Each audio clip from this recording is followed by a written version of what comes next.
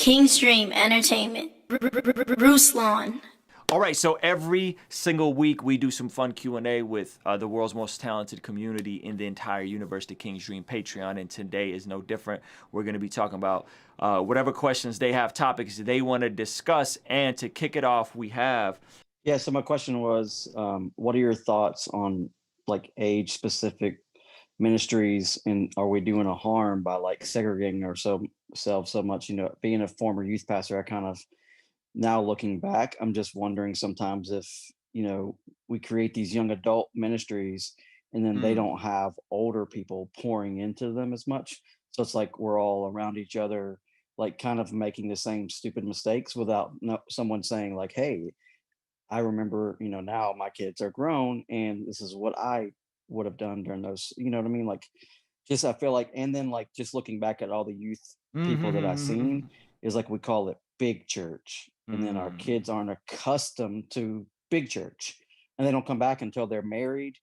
They're struggling with their finances. They're struggling with their marriage because they're, to me, maybe I'm wondering, I'm just trying to figure out like, all right, where's some of the harm?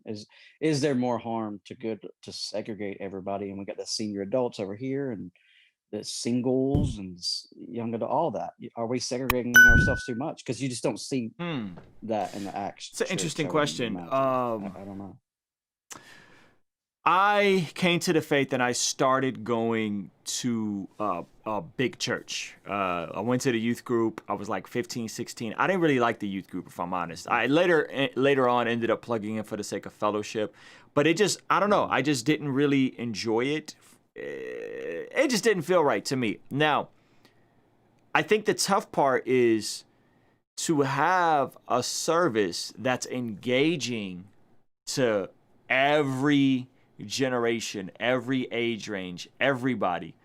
I think is very, very difficult to do from a ministry standpoint, right? Like you got to be an engaging communicator or the services got to be short, which is why like the church plant that I'm hoping to be a part of, Rhythm Church in Oceanside, their services are short, dude. They're like 40 minutes, right? That I could take my 6-year-old to. There's one worship song, announcements, 20, 25-minute message, closing worship songs, and then you hang out for 30 minutes and they always have something for families to do together. And they still do a separate kids thing.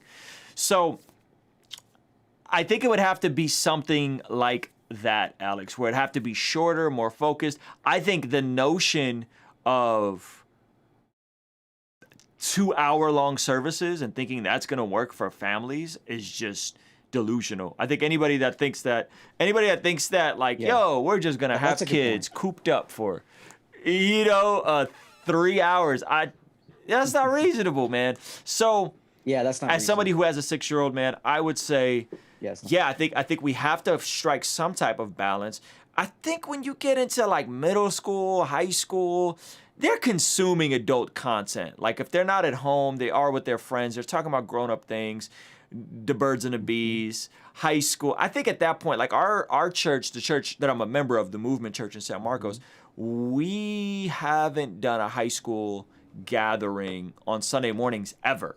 All the high school kids always went to big church, if you will, from the beginning, from day one. The junior high would come in for worship and then they would break apart after worship for the message, and they do a more like junior high friendly message, if you will, right? And so I think it's an interesting it's an interesting conversation. I love where I'm checking out Rhythm Church and Jeff Morris. I love the structure of it. I love the format of it. I think it's super dope. By the way, I'm very, very big on a local church, guys, in case you didn't know. I think the local church is extremely important. I prefer young people being a part of church plants, like smaller church plants, like pouring themselves into churches, not necessarily attending mega churches. And I don't have no specific beef with mega churches, but mega church culture I think is kind of bizarre, where the pastor's a celebrity and you can't talk to your pastor without security, and you know what I mean? Like I just don't know how like healthy that is for the pastor or for the congregation. But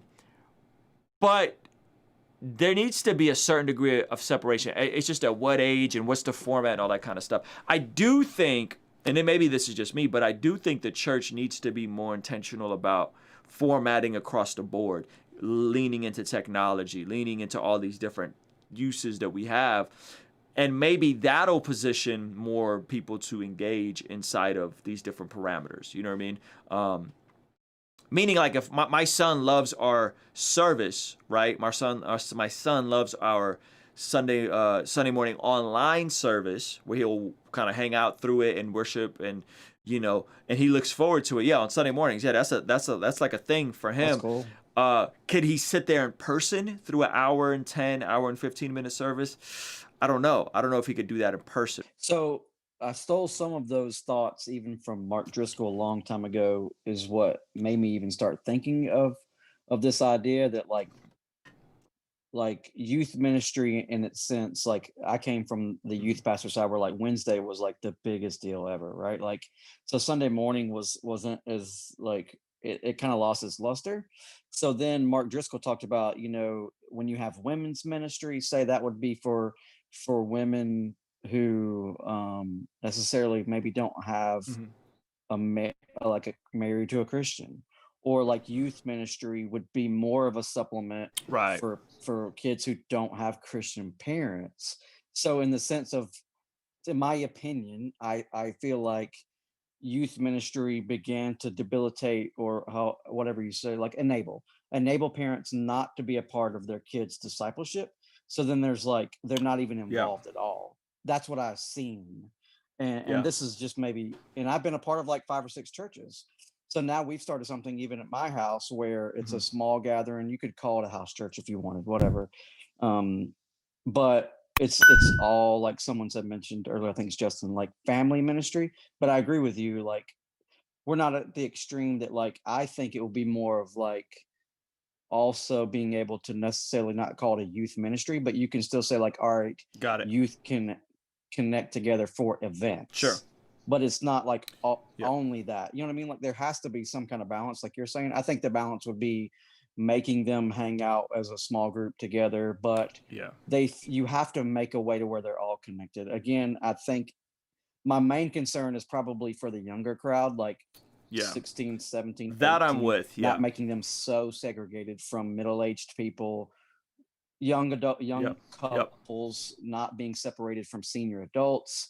And then senior adults, this goes both ways, right? Like, not separating the senior adults from the young people, because the senior adults, this is not being ageist, but like senior adults all sitting around complaining about like old time, like how everything is, and like reminiscing about the old times, but maybe being a little bit revived by being around young people and seeing like, wow, young people love Jesus. This is cool. Like, you know what I mean? Like, so I think I think we're doing a disservice on both sides. Like, the two older crowd not being revitalized by the younger crowd, the younger crowd not realizing, wow, you're so wise. Like, you can sit around. I know for us, like the older I get, the more I get around some older people, and I'm like, holy cow. Yeah, I think like 10 minutes from pre-middle school, wow, I think we need to have some differentiation.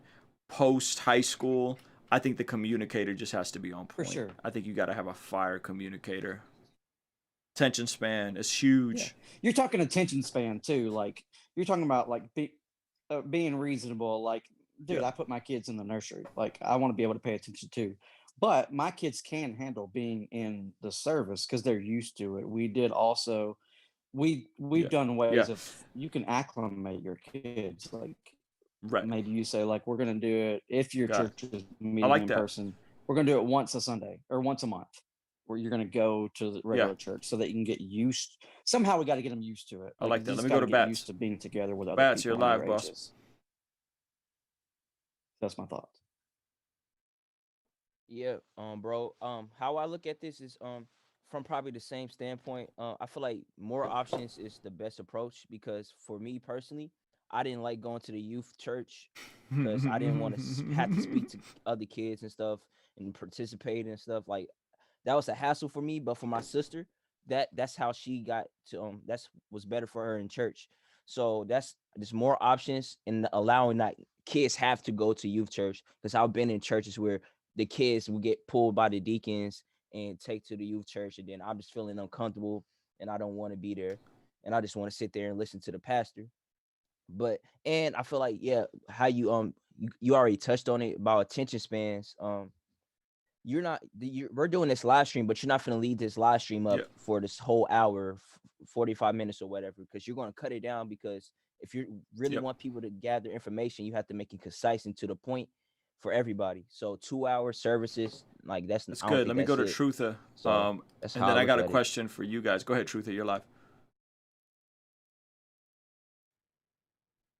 Yeah, no, I agree with what everyone was saying. I think the biggest thing is a lot of times in ministry, what I found is a lot of leaders, pastors, and people have an inferior look at younger people. And so it reflects in a lot of the stuff that they do in youth ministry. And so, like, for example, we always are so quick to like come at younger people, especially kids, but even teenagers, their attention span. But it's a lot of inefficiencies in church, period. So like there's a lot of things that I wish the church that we were more mindful of across the board when it comes to people's time. But then when we think about with like children and stuff like that, you know, they're going to need engagement. And really, it's not even necessarily about engagement, but it's like relevance. Like, why? What's in it for me? And when you're young and you don't have that level of maturity or understanding, there has to be something that they can buy into. And usually it's things that they can relate to more. And so it's a lot of times I think that's the struggle. And then another thing is, I don't think when we think about like teenagers, for example, like I do agree they can sit through more services. I was able to pick up more in my teenage years. Yeah. As far as understanding what was being preached to me, but I slept most of my life. I'll be honest, like from childhood, teenage years, I slept most of my life in church until I got into my 20s and got really reconnected with God. I was sleeping in church all throughout that time, and I wasn't the only one that had that experience. And the main reason was because I couldn't stay. It wasn't relevant to me, and that's the bigger issue to me. Is like, how are you being relevant? And one solution potentially that I'm considering, that I would consider doing if I was over kind of like a traditionally structured church, would be to involve the teenagers in the learning process of the younger people and get them more involved. Because when I was younger, I looked up to the teenagers. The teenagers were what I wanted to be.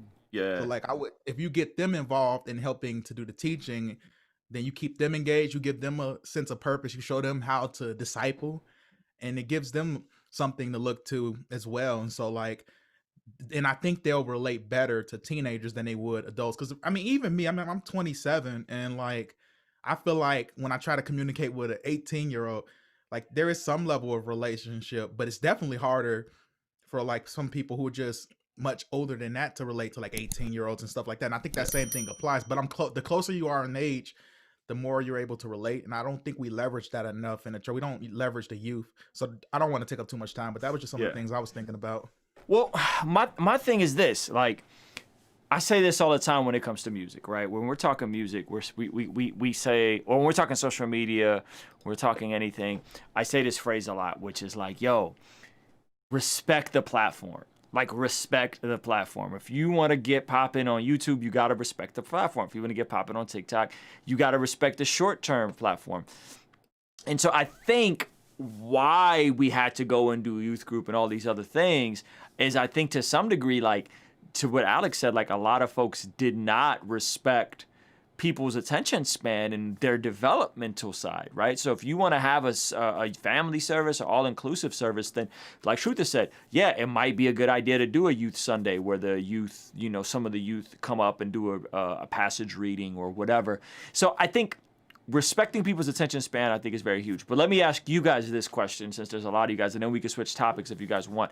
How do you guys feel, and this is going to be a bomb, but how do you guys feel in terms of segregation in church with different ethnicities, and how it's still one of the most segregated times, Sunday morning, where you have black churches and white churches, and the minority is a, you know, interracial church, commingled church, right? Like I've actually always attended fairly interracial church. Like now my church is interracial, and then the church I got saved at, the pastor was black, his wife was white. It was like a 50-50, you know, across the board type of situation.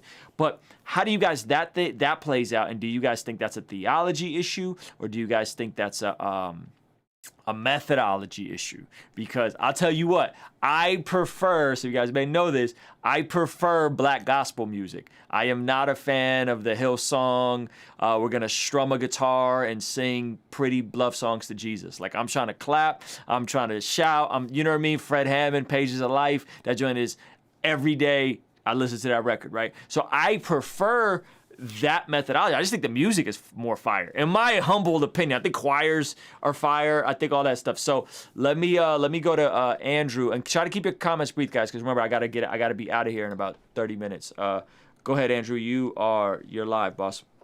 Yeah, so it's funny how you mentioned that, because my church experience, I actually grew up, since I'm Puerto Rican. Mm-hmm. So I grew up between the Spanish church and the regular English church. So it's like I kind of like, it was just yeah, it was weird going back and forth from each one, and it really confused me as when I was young, and just the different styles, because the Spanish church that I went to in Hartford, it was kind of it was very traditional, and it's just, being able to just hear Spanish all the time, even though that's my second language, and not being around people who are from other races, and then going to a multiracial church that I am at now, and so it's an interesting, like, it was an interesting, like, transition for me, and then try to keep up with those two type of environments at the same time. Yeah.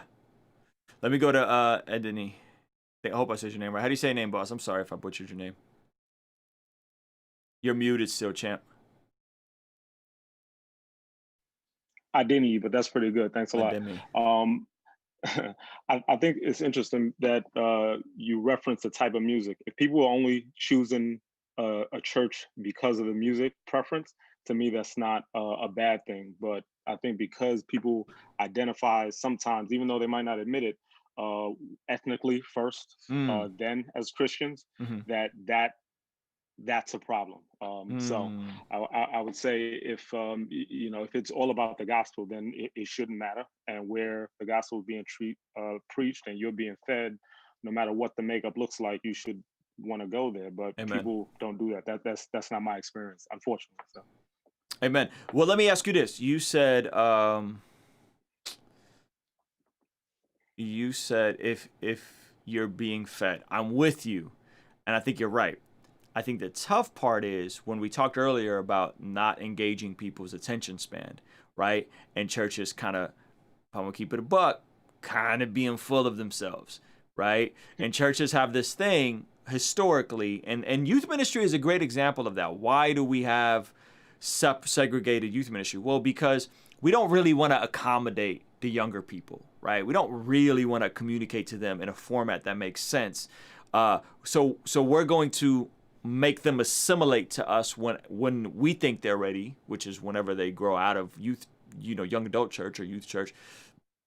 So we're making them assimilate. But couldn't we also say the same thing for how we reach people of different ethnicities, for how we reach people who are far from God and aren't churched? Meaning that we say, hey, you come as you are, but you need to assimilate to our church culture.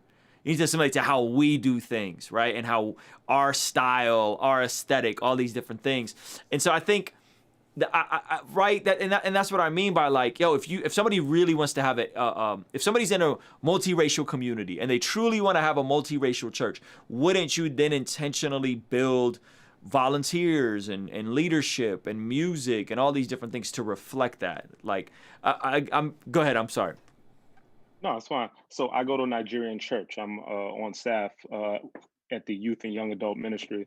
And as I'm trying to minister to first generation Americans, I see huge differences and a gap between them and their Nigerian parents. And what I find is people, they like their culture. They say they're for the gospel, but they're not willing to make changes in music and the language that they speak that will attract other people. Like, they congregate there because they like speaking a particular language, they like a certain type of music.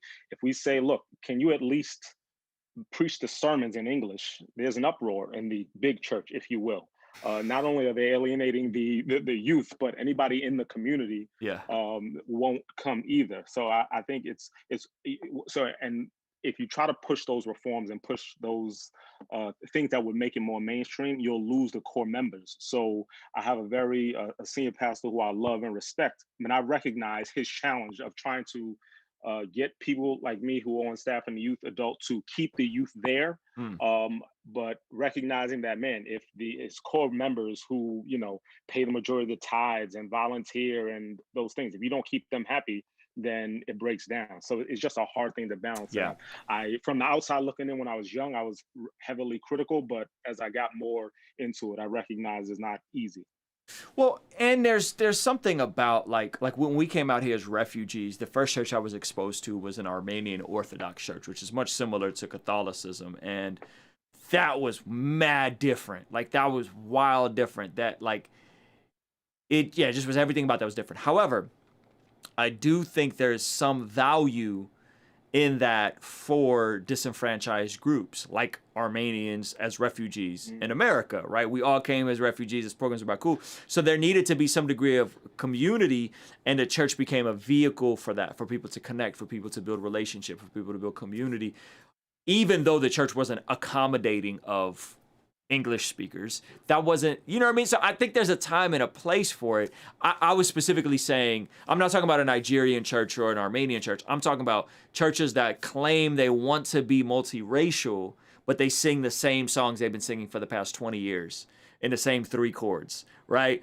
And they have people in the congregation that can do different things, but they stay stuck in that same rat wheel. So I don't think, I wouldn't say the church you're going to. In my opinion, I get that. I get an Armenian Orthodox church. I really do. I understand that. I understand the value of that. And especially when, within Orthodoxy, like there's a lot of history there too that people kind of oversee. Like the Armenian, they call themselves the Apostolic Armenian Church because they claim to trace back their lineage to the apostle Bartholomew, right? Not Bartholomew Jones, but like Bartholomew who walked with Jesus. And it's an interesting like pride they take in their historical Christianity, man. So it's just I don't know, man. I just feel like Trey Van Camp said something really good. He said he feels like every message should have the gospel, should have a gospel application point, and should have some type of tie-in to culture or something relevant or current to culture. And I was just like, that's interesting, right? And if you think about what I do here on YouTube, I'm tying stuff into current events, cultural events, stuff that's going on in the news, right? And then there's obviously the gospel and the word is being preached. And then I'm going into some type of application point. I don't want people to leave without an application point. So that's what I mean by like short attention spans, right? Like if somebody, and again, I love the Bible, but if somebody goes up there and their sermon is literally, the Bible says, and that the whole sermon is just the Bible says, right? And there's no cultural relevance. Yes, that person does not respect the attention span of young people. How is that relevant to them, right? But if somebody in a Nigerian church and goes up there and says, hey, guys, in light of what's going on with SARS in Nigeria, we're going to do A, B, and C, and we're going to fundraise to help this organ. Right now, we're engaging in something that's a global issue, right? And how you could be an ally to your non-Nigerian friends so that we could bring awareness to the issue of SARS back in Nigeria, how corrupt it is, and how this also ties into some, right? You see how that just came to life, and we can go into scripture, or at some point you could open with scripture and go into that. I'm not saying there has to be like a formula, but that's what I mean by like, I feel like churches don't respect people's attention span or force people to accommodate instead of trying to, force people to assimilate instead of trying to accommodate them where they're at. I feel like it might be that leadership is, they feel like their formula is the best, meaning that if I just preach the gospel, or if I just say the Bible in the right way, that you'll get it after a while. It may not be, what you want, but it's what you need. So I'm just going to keep pounding that until it works, sort of thing. Like you're right. They don't adapt to draw in more members. They want people to assimilate. when I try to minister to youth and young adults, I really like what you said about that trifecta, how to relate it to culture. I'm trying to pray and fast and sort of, share what I'm going through, what I've gone through, and things like that. But culture is a big part of it. But I recognize that the culture among youth could be so diverse. So if I reference something that is going on to people who watch sports, it's over the head of people who like reality TV, and that's their thing. So when you say it should address the culture, I guess my question is, what are your thoughts on which culture are we talking about? If it's so, is it only things that are so broad that everybody's talking about it, or is it more specific to your congregation? Sometimes I'll read something from Christianity Today, right? But their demographics, who they're talking about, are not Nigerian children, firstborn in this country. So it's not as relevant to them. So just want to hear your thoughts on that. That's a great question. I mean, yes, obviously culture is mad, mad segmented. Like there's so many different pockets and micro tribes, all these different things, right? So you're totally right. Culture is extremely wide, extremely diverse, more diverse than ever. How do you know which culture to speak to? That's a fantastic question. I would say you have to be tapped into the culture of your people, right? So like like again, SARS is probably huge right now. It's been. I mean, it made a national splash, international splash. So if it's big internationally, there has to be relevance to your local community. So I would 100% press into that, right? So I think you have to know what is the culture around your tribe of people. For example, my channel, I know that people who watch me are people who are like new to the faith, or they're like on the fringes of the faith, and they need to be wheeled back into orthodoxy. So they're the folks that do listen to a little bit too much Kendrick and watch a little too much Dave Chappelle, right? So they need to be kind of reeled back into orthodoxy, but I know what stuff matters to them. I know that the Dave Chappelle stand-up matters to them. I know that Kendrick Lamar matters to them. I know that hip hop culture matters to that. When I say culture, I'm referring to that. So one of the dopest things I've heard from a public speaking communication standpoint, and people are going to be like, oh, Ruslan's referencing a secular person, right? I know I'm going to get this, but in Gary Vee's book, he has a book called, I think, Crushed It, and his chapter on communication is interesting. Now, you can't really apply this to preaching, but you can apply it to just speaking. And this is what he says. He says, hey, I have the same shtick, right? Like I have the same 4 or 5 stories I tell. I have the same opening for every speech. I have the same closing. And he says, I do not do a bunch of different speeches. I do my speech. He says the difference is, he said, I never prepare for speeches. He said the difference is I show up and I read the room and I read the environment and I do my opening, the same opening, and I know where I'm going to land. I'm going to land at about 5 or 6 different things, right? Create, make document instead of create, right? Empathy, self-awareness, right? He has 5 or 6 different things that he talks about, and he says, okay, I'm going to accommodate the room. And who am I talking to? Am I talking to folks that are primarily on LinkedIn that are old and they don't really know what's going on in culture, and they do need to be on Instagram and they do need to understand SEO or their businesses are going to die? Is that who I'm talking to, right? Who am I talking to? And so he says he caters his messages to his audience and what's happening in the room. He reads the room. And it's interesting, again, it's very difficult to apply that to to preaching in a church, especially if you're doing like a verse by verse exegesis. But you're talking about one of the greatest communicators. If you look at Dave Ramsey, who's also a very, very good communicator, world-renowned communicator. Dave Ramsey has 7 things he talks about. They're called the baby steps. And he talks about the same 7 things over and over and over. And people listen to his radio show, and he's going to call in. He's going to say the same 7 things, right? And so, and I would to go deeper. If you pay attention to what I'm talking about on the channel, I would say I'm talking about the couple close-handed doctrine essential things that I keep going back to, right? And then everything else is, hey, let's look at the nuance. Let's look at the different sides. If I'm going to talk about Calvinism, I'm going to tell you about Armenianism. If I'm going to talk about, right, the frozen chosen, I'm going to tell you about the charismatic position. I'm going to tell you both sides. But I'm really going to drive it back to the gospel. I'm going to drive it back to Jesus is Lord. I'm going to drive it back to you know, understanding what salvation is, and that we're saved by grace through faith alone. And then our actions start to be transformed. I drive it back to the same couple of points. So what I'm saying to you is, maybe there's a way to examine and say, what does your youth ministry need? What are those 7, 6, 5 core things that you kind of need to come back and hammer regularly, right? Let's think. Sexual immorality is probably one of them, right? Self-control. You know, like materialism, pride, right? There's like 6 or 7 of them, and you could preach a gospel message on those different topics and then extract something from culture to tie into, okay, now we're going to talk about materialism. Here's a great segue. I'm going to make a video today. You're going to love this. This could be great. And everybody may not know it. And so you educate them, meaning like this.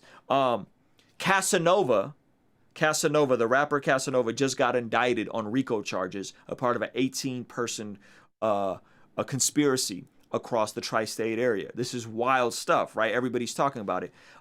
So you have rappers who are flaunting with jewelry and appearing to show this lavish lifestyle, but in reality, they still have to commit crime activity to keep up with the lifestyle. Even though he signed to Jay-Z's Rock Nation, he's not really making the money that people think he's making. And I have a clip I'm going to play tomorrow that I'm kind of foreshadowing tomorrow's video of a detective that's making this point. These rappers don't really have the money. They get their money from this way and this way. And so now you could talk about, hey, this is what happens when you're keeping up with the Joneses. This is what happens when you're about materialism. You start trying to fake it until you make it, and then you have a promising career. You're signed to Jay-Z. This man is signed to Jay-Z, G Herbo too, right? These guys have massive platforms, hundreds of thousands of followers, and they still are involved in street life. Why? Because materialism, because of poor decisions, because of not being able to break out of your environment. That whole, and you know, bad company corrupts good character. We're going to talk about what's happening in Corinthians now. And now that story in Corinthians just came alive because, you know, you tied it into something that maybe a third of the room knows who Casanova and G Herbo is. But when you break it down like that, you're like, whoa, this is heavy stuff. And this keeps happening, by the way, right? Art imitating life, life imitating art, you know, and you can go into Tekashi 6ix9ine, you can go into whoever, right? Now that message just came alive. Bad company corrupts good character. Hey, don't be tied up in materialism. Hey, know your worth and your identity in Christ. It's not in materialistic things. And so I think that's just like a very practical example of an actual video I'm going to make tomorrow that I think you could take that and say, hey, boom, there's a message about community. There's a message about pride. There's so many different ways you could flip that to speak to that audience, and you're more in tune with their needs and where they're at in their development than I am. Like, I don't know what the demographic you're in, the part of the country you're in, the financial, socioeconomic status they're in, right? So yeah, is that helpful? No, that's very helpful. So the people, the third, like you said, that get the cultural aspect, like they know the rapper I'm talking about, they'll, you know, it'll perk their interest. But even if they don't know who it is, tell the story. Message is still yeah. Facts tell, stories tell. Facts tell, stories tell. Excuse me. Facts tell, stories sell. Yes. Okay. Right. So a fact is, hey, you need to have good people around you. Okay. That's okay. That's easy. Hey, bad company corrupts good character. Okay. Hey, you shouldn't be tied up with materialism. Okay, Pastor. Hey, there's this rapper, and he signed to Jay-Z, and he had a record that went gold last year, and he was in a beef with Tekashi 6ix9ine. Y'all know who Tekashi 6ix9ine is, right? Well, this guy named Casanova was in a beef with... Come on, bro. Like, that whole thing just came alive, and then you could drive home and he just got indicted on RICO conspiracy charges with 18 other people, and people thought this dude was rich, but the reality is he wasn't really making the type of money we think these rappers are making. And here's a clip. Now you're showing a clip. You're creating authority, credibility, showing other people that are breaking down how rappers make their money, and then you tie it into, this is why we got to be careful and not be materialistic, guys, because that stuff can take over. And then, because listen, honestly, statistically speaking, but it's very likely that there might be kids who know other kids that are scamming, that are doing illegal activities. If there's not kids like that in your youth group, that's a big thing right now. You I know, appreciate you being politically correct about it, but yeah, it's definitely, unfortunately, Nigerian community is I known wasn't for meaning that. Nigerian. So, I was. That's funny. I actually wasn't even thinking about that. I'm thinking like in Atlanta, a lot of these rappers, how they get their money up is they first start scamming, and they're called victimless crimes, and they're like, you know, credit card scam, fraud, that kind of stuff. I didn't even think that. I thought that was a legit stereotype, but that's hilarious that you thought that. So anyway, so maybe there's kids, to drive it even home, maybe there's kids legitimately in your youth group who are dabbling in some scamming stuff, and like, yo, stop. Like, you could get in serious trouble. You know what I mean? Like, or it could escalate. Hey, we're gonna go from scamming to go and selling this brick real quick, or go, you know, now you're wrapped up with some, maybe you're the scammer, but you're wrapped up with some guys that are selling drugs or prostituting women, or, you know, sex. And that's not prostituting women anymore. We're talking sex trafficking.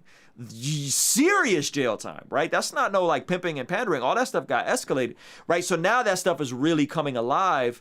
For some of these kids that are probably like, ooh, I was thinking about pulling this lick, but man, pastor gave me this message, and cautionary tale, Casanova caught a case, you know? Like, so yeah, man, that's a good point. Let me go to Tiger real quick. It's unique because everything that you've been talking about, whether it was the communities that have been segregated within the churches, where it's talking about connecting with the youth group, or even the example that you gave, I have a background in education. Mm-hmm. I was a trainer for the military. I trained as a teacher in schools, and I work and develop training and education programs. And while we tend to talk about churches and preaching, I think it's not a unique problem. It's an education problem, in my opinion. And a lot of it hits on whether you're talking about communities, where you're talking about schools, or even when you're talking about this situation, Casanova. To me, it always comes back to, we have an onboarding problem, is what we call it, an onboarding problem.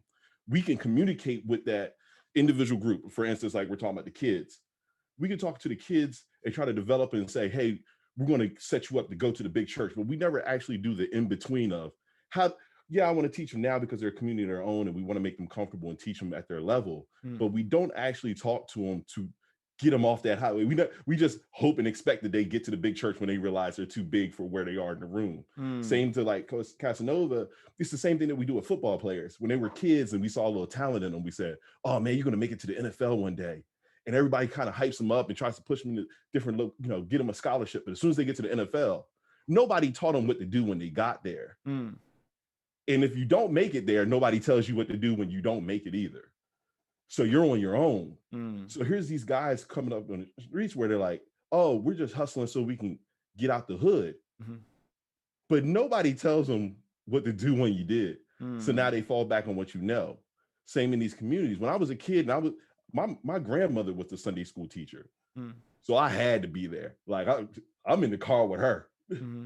But I also got a teenage daughter. So I know that community for her really works for her. She feels comfortable in that space, because there's people her age who understand her conversation. Even if you look at the Bible, Jesus was talking to the fishermen and he used references that they understood. There's clearly going to be people in the room shaking their head going, I don't get it. But eventually he brings it back and connects the people in the room who understand those references with the people who don't, so that everybody eventually gets the end goal of it. Everybody still feels connected, but there's always this situation where you're like, oh, he's talking directly to me. And I think everybody sat in the church at some point, looked around, went, is he talking to me personally? Right. Like, I'm feeling uncomfortable because it's hitting me in a certain That's a person who read the room and understands the community they're involved in. So I think it's a mix of, we don't teach people how to identify when it's time to move from one space to another, but we also don't acknowledge the fact that, like you said, we don't respect the platform, but we also don't respect the community enough to look around and go, oh, maybe it's not that we're segregating, it's that the church represents the community that it's involved in, and that community connects to certain things. Like you said, I like to get fed too. The church should I want to go to a place where I get fed, but I like soul food. I'll go with the bland chicken. So sometimes that's the space that I'm in sometimes. I'm just in a room that feeds me in a way that like I can digest it. But that's That's what good. I have, man. That's good. Appreciate Somebody, you, brother. Thank you for yeah, the platform. appreciate you, brother. Somebody asked, this is a good question in the call. And by the way, I got about 5 minutes, guys, and maybe I'll come back later after I do bedtime. Somebody asked, where's this question? It's a good question. How do we adapt? How do we adapt to the times without falling in danger of conforming to the world? See, those two things are different. When it talks about do not conform to the ways of the world, that verse is talking about the patterns of the world, how this world does relationships, how this world does finances, how this world does materialism, right? We're talking about the patterns in the world. We're not, that verse is not saying, hey, live in a Christian bubble and don't read the news and don't be engaged in anything that's going on with society because, you're not supposed to be conformed to the ways of the world. No, the ways of the world. And remember, when we're talking about the people in the world, Jesus loved the people in the world. Jesus, for God so loved the world that he gave his only son. It says that Jesus was a friend of sinners. That's what the Pharisees accused him of. So you see all throughout Scripture, Jesus loving the world, Jesus being a friend of sinners, so on and so forth. However, when we're talking about the ways of the world, we're now talking about the patterns of the world, the systems, the hierarchy, the status game in the world. They're different ideas. So I would say if we look at Paul, and I did a whole thing about Paul being really, really, really engaged to the pagan poets and all of their poets, and him quoting them in Acts 17, quoting them in the book of Corinthians, right? Verses that we read that we think are our original ideas, a lot of those verses are actually pagan quotes, pagan poets. And again, so we dismiss everything as secular as bad, but Paul didn't do that. Paul didn't do that, right? Paul said, hey, everything is permissible for me, but not everything is beneficial. Everything is permissible for me is their quote. That's their quote, right? For even some of your own poets have said, for in him we live and dwell and have our being. That's their quote. So I don't think that the word is saying, hey man, be checked out from culture and don't pay attention and just be in a little Christian bubble where you don't know anything from anything. That's not because that's just not the example we see Peter, Paul doing, Jesus. All of these guys were they were common men. Well, Paul was a Pharisee, but the rest of those guys were from Galilee. Galilee was like the hood. Like Galilee wasn't like prestigious. Like they were common men. They were not educated. They were not eloquent. You know what I mean? But yet you see them very engaged in what was going on. I'm going to go to Carlos real quick, and then we're going to start wrapping it up. Carlos, I'm going to pin you up, boss. And then I do got to get out of here in about 4 minutes. Carlos, you're live, boss. What's going on, man? I got the backdrop now. I'm on Hey, my phone. I like it. And you sound better now. That's right. Let's I'm on go. my phone. I'm actually in my workshop, man. I'm doing some work. But anyway, so yeah, man. So I go to a what they call a mega church down here in Texas, right? Okay. And there's been a lot of racial inequality going on for a minute, right? Yeah. And basically the way that I see it is that the senior pastors back when they first started the church never thought that their congregation would be diversified, right? They never thought about that. So the main church started in a city that really demographics was 85% was white. Mm-hmm. So as they grew and, started having satellite campuses, they started serving communities that weren't that. And they got to a point where they're like, okay, we need to start diversifying our leadership. But there was no plan for that. So they just started, throwing people in there. It kind of reminded me of, how Dave Chappelle said they just peppered them in there, right? They was kind of just peppered in there, hoping that, we would engage with each other and, we'll just find somebody. And it's unfortunate, right? Because that's kind of where we're at. A lot of folks left because there was an underrepresentation of Black people in the church and in the leadership, and some things went down, and it was unfortunate, man. And so you feel like at the end of the day, it felt like the senior leadership was kind of more or less hoping that Jesus was enough. Okay, Jesus was enough, and hopefully that culture stays outside of the church and is Jesus is enough. And it's unfortunate, man, because I speak Spanish, bro. And, you know, unfortunately, there was nobody you could speak Spanish with. There was nobody you can kind of talk about, you know, that you can relate with. And that's what you guys are talking about, having that relationship with people. And so it was tough, man. So guess what? It's like I told my wife, we got to get in. We got to get in here so we can be a part of this. That's an opportunity for us to impact, you know, the communities that we serve, man. And that's important. We can't just sit on the sidelines, right? Knowing that this is going on, you have to do something about it because we're all called to that. Right. And so we have, man. I mean, we step into leadership positions as far as, you know, just doing stuff. We have a group, man, where we help widows and single moms doing home repairs and stuff like that. That's you know awesome. what I'm saying? Yeah. And so I have a group of guys that don't know how to do a lot of home repairs, man. They don't know how to lay tile. They don't know how to, you know, use saws and stuff. So we teach those guys those skills. So when they go back to their wife, they're like, honey, I can do a lot of stuff now. Don't kick me out the house anymore, right? So it's a win-win-win for everybody. Exactly, right? That's dope. So we can't sit on the sidelines, right? Yeah. Even though we have these problems in these big churches, right? We're capable and we should be able to build bridges everywhere we go, right? Because the same spirit that is in me is the same spirit that is in you. And that's the common ground, right? Amen. I know me and you have gone back and forth on some of the Paul stuff and things like that, right? And so at the end of the day, that's what's important, man. And we knowing the issues that are out there in the church, it's very important for us to step in, fill in that gap, right? And not allow the enemy to grab a foothold of any of this mess, man. We need to do what we can. Amen. That's good. That's good. Thank you, Carlos. All right, guys. Appreciate everybody being here. Yo, shout out to Tony Lowe for the generous super chat donation. By the way, that's amazing. Guys, I got to go do bedtime. It's 7:30. Levi goes to bed right at 7:30. I can't miss it. But maybe we'll be back a little later. We'll see. We'll see if anybody wants to hop back on the Zoom. But if you guys enjoyed this video, give it a thumbs up. Tell a friend to tell a friend. If you guys want to be a part of the next Zoom call, the link is pinned up for you to join Patreon. It's only $4 a month to be able to hop in these calls. That price is going to go up. I'm about to raise the prices on all this stuff because we're just getting so many people, and I want to make sure everybody feels accommodated and gets to, you know, chime in and all that kind of stuff. So thank you guys for hanging out. I will be back. I may be back later tonight. I'll definitely be back tomorrow. I got a full stream planned with like 5 or 6 different topics now that everything is troubleshot it. But yo, appreciate y'all, man. Thank you guys. And if you guys ever got questions, you could always hit me on Instagram with a DM. You see my handle right there. All right.